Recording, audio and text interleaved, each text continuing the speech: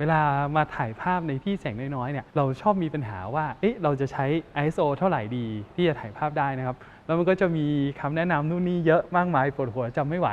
วันนี้เรามาดูว่าเราจะใช้ ISO ในสถานการณ์ต่างๆยังไงโดยใช้เวลาเพียง3 นาทีครับ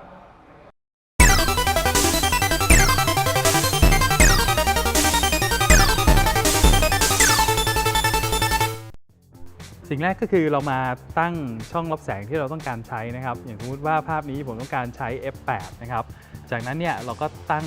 ขนาดความรีเชเตอร์ที่ต้องการใช้นะครับอย่างภาพนี้ถือกล้องด้วยมือนะครับตั้ง1/60ก็เห็นว่าภาพมันมืดไปนะครับเราก็ปรับขนาดความไวแสงนะครับขึ้นมาว่าเท่าไหร่ถึงจะให้ภาพที่พอดีนะครับโอเคตอนนี้ ISO 4000เราก็ถ่ายเลยทริคก็ง่ายๆแค่นี้เองครับปรับความเร็วชัตเตอร์ที่ต้องการปรับช่องรับแสงที่ต้องการแล้วเราก็ปรับ ISO หลังสุดดูว่าปรับ ISO แล้วภาพความระดับความสว่างไหนที่เราต้องการก็ใช้ ISO นั้นแหละครับนี่ถ้าเกิดว่าเราไปถ่ายรูปในที่แสงจ้ามากๆนะครับแล้วพอเราปรับ ISO ต่ำสุดแล้วยังไม่ได้เนี่ยก็แสดงว่าเราต้องใช้ฟิลเตอร์ลดแสงละหรือว่าต้องเพิ่มความเร็วชัตเตอร์ขึ้นไปเพราะว่าแสงมันไม่พอเท่านั้นเองนะครับหรือว่าเราอยู่ในที่แสงน้อยนะครับแล้วเราปรับISO สูงสุดแล้วนะครับความสว่างก็ยังไม่ได้ก็แสดงว่า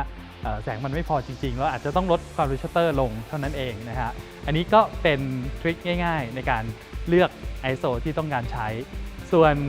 ISO สูงมันจะมีเรื่องของ noise เข้ามาเกี่ยวข้องอันนั้นก็เป็นอีกประเด็นหนึ่งนะครับแล้วก็ ISO ต่ำเนี่ยจะให้ภาพที่คมชัดรายละเอียดสูงกว่าเพราะฉะนั้นถ้าใช้ ISO ต่ำได้ก็จะเป็นการดีนะครับนี้ถ้าเราอยู่บนขาตั้งกล้องแล้วไม่มีภาพอะไรเคลื่อนไหวไปมาเราใช้ความเร็วชัตเตอร์เท่าไหร่ก็ได้ใช้ช่องรับแสงนะครับเพื่อควบคุมเดฟอันนี้เราใช้ ISO ต่ำๆได้นะครับถ้าอยู่บนขาตั้งกล้องไม่มีปัญหาแต่ว่าถ้าเราใช้มือถือกล้องก็ตั้ง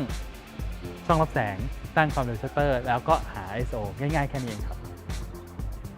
ค่า ISO มีเรื่องควรรู้อยู่ว่าถ้าเราปรับ ISO ต่ำนะครับภาพเราก็จะมีความคมชัดสูงสีมันจะแน่นนะครับเนื่องจาก noise มันจะน้อยนะสัญญาณรบกวนน้อยภาพก็จะดูละเอียดแต่ถ้าเกิด ISO เราขึ้นไปสูงเนี่ยมันก็จะได้ภาพที่ค่อนข้างหยาบแต่อย่างไรก็ตามนะครับสิ่งที่สำคัญในการถ่ายรูปเนี่ยก็คือคุมชัดลึกกับคุมการเคลื่อนไหวก็คือคุมช่องรับแสงกับคุมความเร็วชัตเตอร์ให้ได้ก่อนนะครับเพราะว่าถ้าเราใช้ ISO ต่ำแต่ภาพเราไหวหรือไม่ชัดมันก็มีประโยชน์อะไรนะครับเพราะฉะนั้นวิธีถ่ายก็คือปรับช่องรับแสงปรับความเร็วชัตเตอร์ให้ได้จากนั้นเนี่ยค่อยมาหาว่า ISO ภาพนี้ที่ต้องถ่ายเป็นเท่าไหร่นะครับอันนี้คือวิธีที่ถูกต้องแล้วก็ง่ายที่สุดด้วยอย่าลืมติดตามคอนเทนต์ดีๆจากกล้องกล้วยๆนะครับจะมีให้ดูตลอดเวลาแล้วก็อย่าลืมกดไลค์กดแชร์โพสต์แล้วก็เพจด้วยนะครับแล้วก็ถ้ากลัวพลาดคอนเทนต์ดีๆก็แนะนำให้กดกล้องกล้วยๆเป็นให้เห็นก่อนนะครับเวลาเรามีคอนเทนต์มาใหม่จะได้เห็นกันทุกคนครับวันนี้ลาไปก่อนครับปิดการกันคราวหน้าฮะ